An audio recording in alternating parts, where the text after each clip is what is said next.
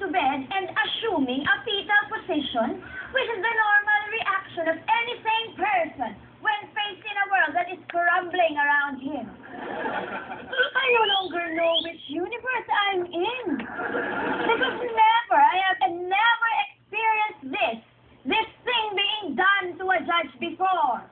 Ang yayabang magsalita ng ganyan.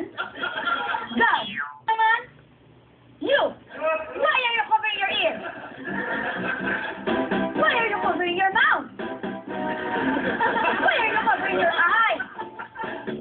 Why are you covering your ears again?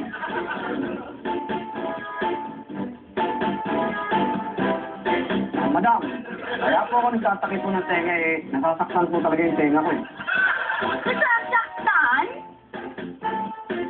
I charge this private prosecutor with contempt of this impeachment court. I have evidence right here na nagtakip siya ng tenga.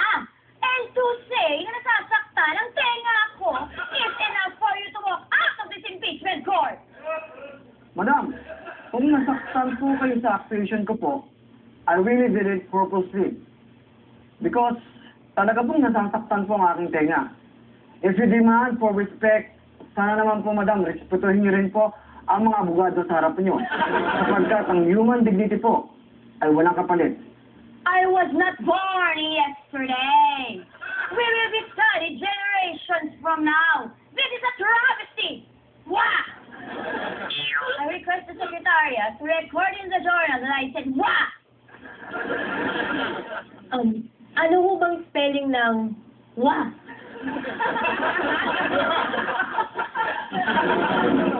So what's your suggestion for the penalty of Atty. Aguirre?